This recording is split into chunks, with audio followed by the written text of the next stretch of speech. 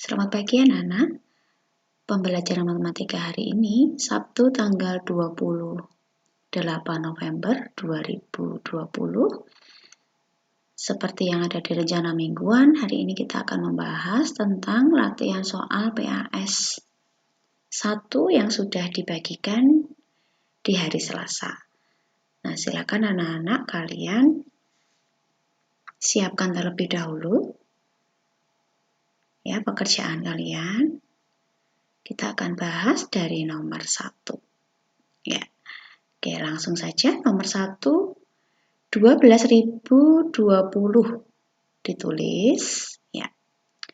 12.000 berarti kita tulis 12.20. Nah, berarti ini ratusannya 0 ya. Berarti bisa dituliskan 12020. Kemudian nomor 2, angka 2 di tempat ribuan, angka 1 di tempat ratusan, angka 0 di tempat satuan, angka 1 di tempat puluh ribuan, angka 6 di tempat puluhan. Bilangan tersebut adalah, nah kalau kita lihat ini nilai tempat yang paling besar adalah puluh ribuan.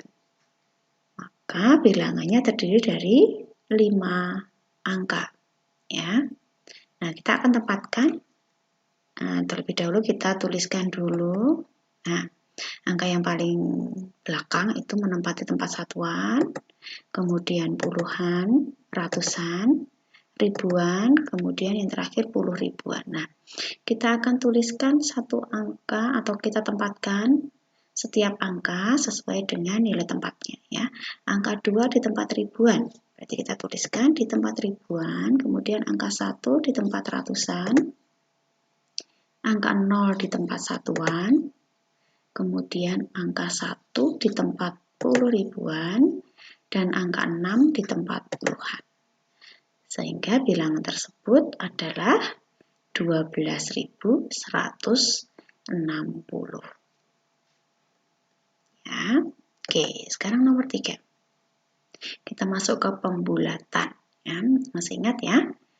Jika angka yang nanti kita lihat itu lebih dari 5 atau sama dengan 5, maka dibulatkan ke atas. Tetapi jika angka yang kita lihat itu kurang dari 5, maka dibulatkan ke bawah.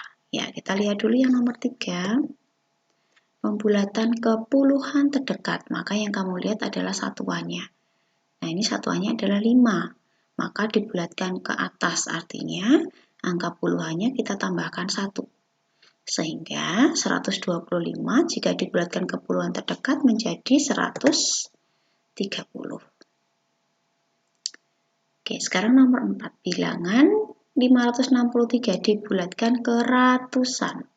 Nah, kalau ratusan berarti angka yang kita lihat adalah angka kedua dari belakang atau angka puluhannya, yaitu angka 6. Nah, 6 ini lebih dari 5. Maka dibulatkan ke atas atau angka ratusannya kita tambahkan 1.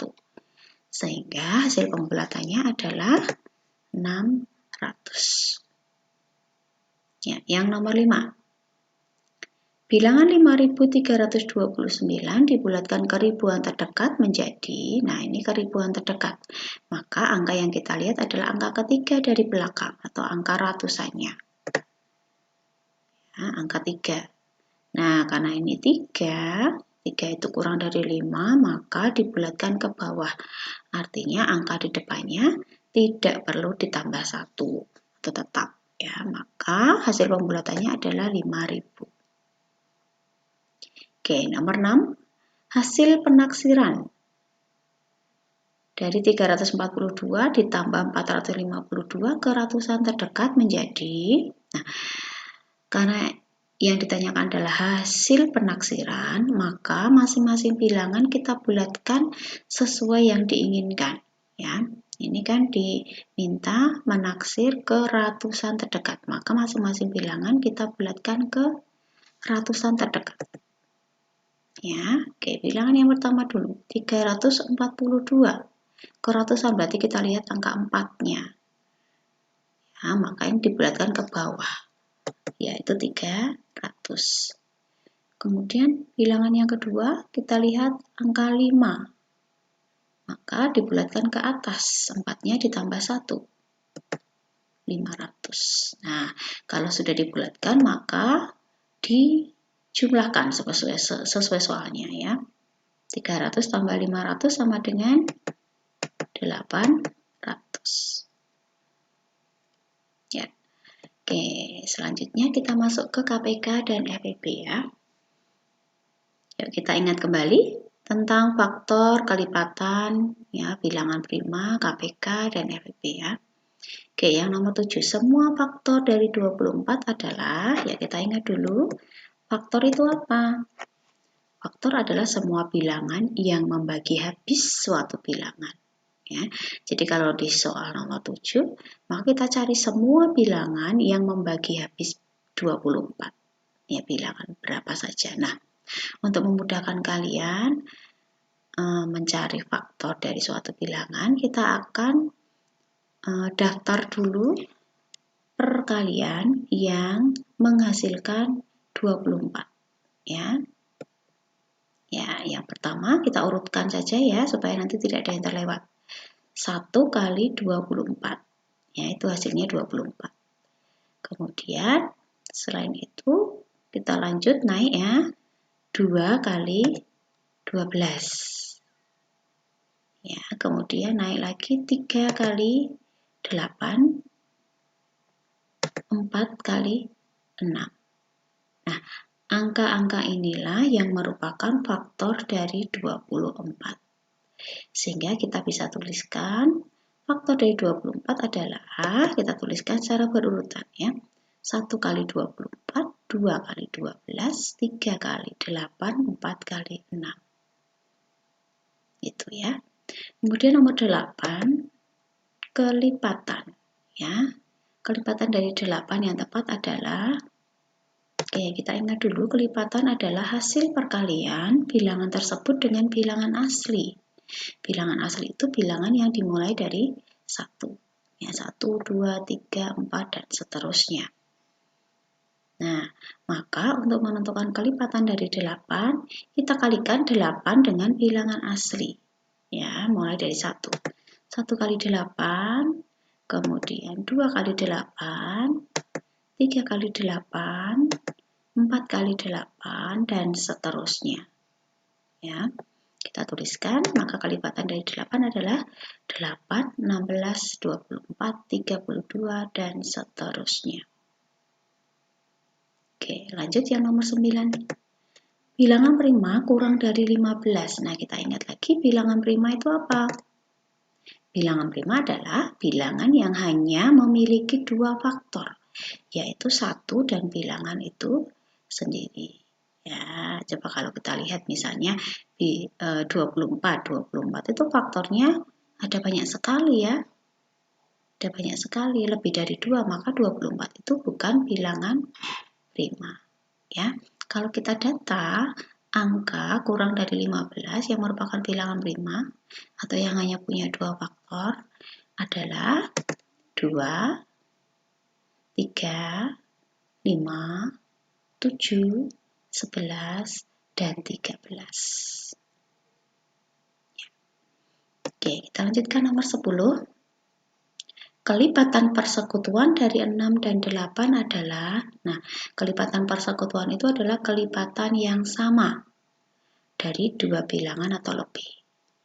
Ya, jadi untuk menentukan kelipatan persekutuan dari 6 dan 8, kita data dulu kelipatan dari masing-masing bilangan. Kelipatan dari 6, ya kita tuliskan. Kemudian kelipatan dari 8, kita tuliskan. Nah, kalau sudah dituliskan, kita lihat kelipatan berapa saja yang sama. Ya, kita tandai dulu. Ya, ini kalau bilangannya dilanjutkan, mungkin akan didapatkan kelipatan persekutuan atau kelipatan yang sama lebih banyak. Ya. Maka kelipatan persekutuannya adalah 24, 48, dan seterusnya. Ya, sekarang nomor 11. KPK. KPK itu kelipatan persekutuan terkecil. Ya, kelipatan persekutuan tetapi yang paling kecil. Ya, caranya sama, kita data kelipatan dari masing-masing bilangan dulu. Kelipatan 4, kelipatan 6, kemudian kita tandai kelipatan yang sama. Nah, karena ini yang ditanyakan KPK atau kelipatan persekutuan yang paling kecil atau kelipatan yang sama tapi yang paling kecil. Nah, ini kelipatan yang sama 12, 24 dan seterusnya, maka yang paling kecil adalah 12. Ya, sekarang nomor 13, FPB dari 16 dan 24 adalah FPB, faktor persekutuan terbesar. Ya, jadi untuk menentukan nomor 12, kita cari faktor dari masing-masing bilangan dulu. Ya, caranya seperti tadi ya. Nah, faktor dari 16, 1 kali 16, 2 kali 8, 4 kali 4. Kemudian faktor dari 24, 1 kali 24, 2 kali 12, 3 kali 8, 4 kali 6. Nah, kalau sudah di daftar faktornya, kita tandai yang sama. Ya, faktor yang sama, 1, 2, 8.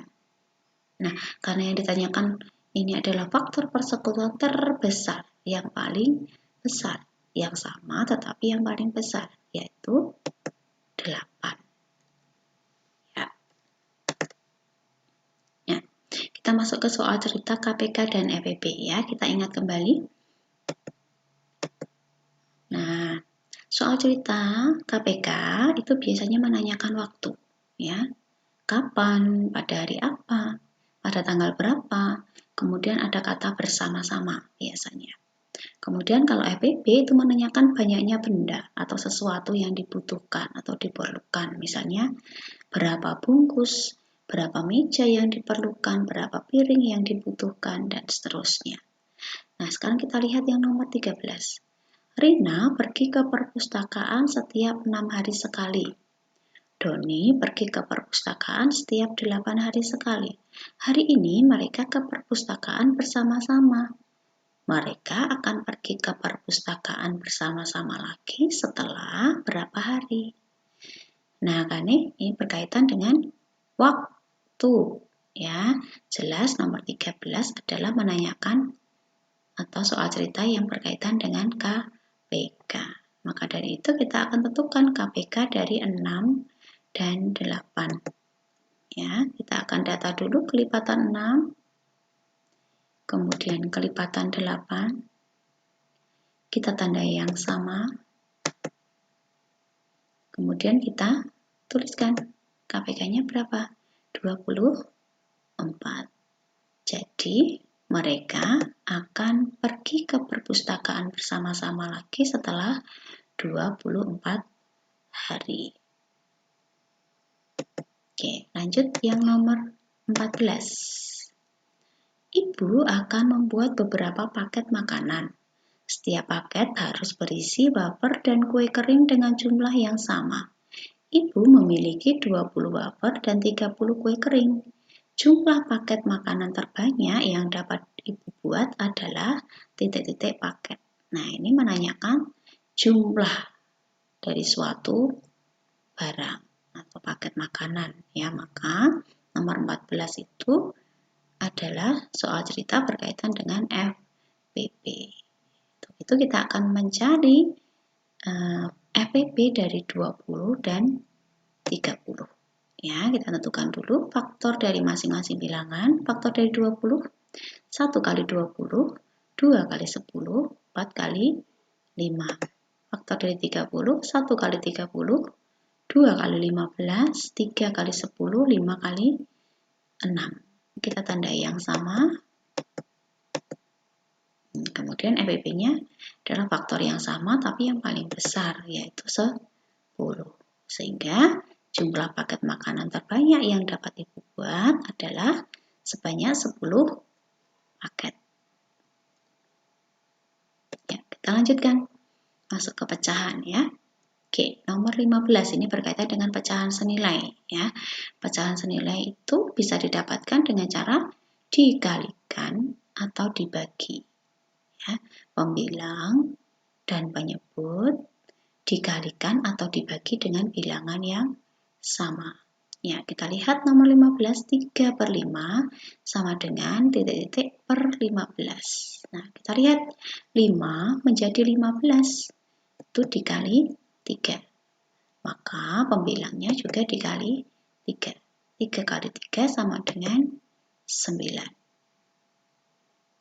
Dia nomor 16, pecahan yang paling sederhana dari 28/32 adalah, nah untuk menentukan pecahan yang paling sederhana caranya adalah dengan cara dibagi dengan FPP pembilang dan penyebut atau dengan cara membagi pembilang dan penyebut dengan bilangan yang sama. Ya. Nah, Bu Rima akan bagi dengan bilangan yang sama. Misalnya dibagi 2. 28 bagi 2, 32 bagi 2. Didapatkan 14/16. Nah, pecahan ini masih bisa dibagi lagi ya. Kita bagi 2 lagi. 14 bagi 2, 16 bagi 2. Sama dengan 7/8. Nah, pecahan ini sudah tidak bisa dibagi kembali. Maka 7/8 adalah pecahan yang paling sederhana dari 28/32. Oke, lanjut nomor 17. Ya. Nah, pecahan murni dari 2/5 adalah, nah caranya kita kalikan ya bilangan yang bulat ini dengan penyebutnya. 2 kali 5, kemudian ditambahkan dengan pembilangnya.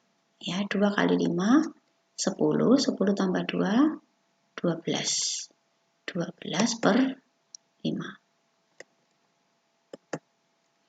Ya. Nomor 18, pecahan desimal. Ya. Kita ingat dulu pecahan desimal itu adalah bentuk lain dari pecahan per 10, per 100, per 1000 dan seterusnya. Ya. Nah, kita akan lihat pecahan desimal dari 5/100. Nah, kita lihat penyebutnya. Kalau penyebutnya 100, maka nanti pecahan desimalnya adalah 2 angka di belakang koma. Ya. Jadi 0,05. Bukan 0,50 ya. Itu berbeda. Oke, nomor 19. Pecahan desimal dari 16% adalah, nah, 16%. Persen itu kan per 100. Jadi 16% itu artinya 16/100. Sehingga ini bisa dituliskan desimalnya adalah 0,16. Kemudian nomor 20, bentuk persen dari 0,4. Nah, 0,4. Satu angka di belakang koma. Ini bisa kita tuliskan 4/10. Ya, karena satu angka di belakang koma. Nah, karena ini yang ditanyakan persen, maka penyebutnya harus dijadikan per 100. 10 menjadi 100 kalikan 10, berarti pembilangnya juga kali 10. 40. Nah, kalau sudah per 100, maka bisa dituliskan persen ya, 40%.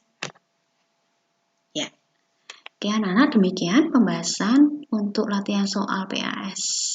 Pertama, ya, silakan anak-anak mempersiapkan diri untuk menghadapi PAS pertama yang akan dilaksanakan hari Senin. Ya, tetap semangat, tetap jaga kesehatan dengan selalu mematuhi protokol kesehatan dimanapun kalian berada. Ya, tetap semangat, selamat belajar, Tuhan Yesus memberkati.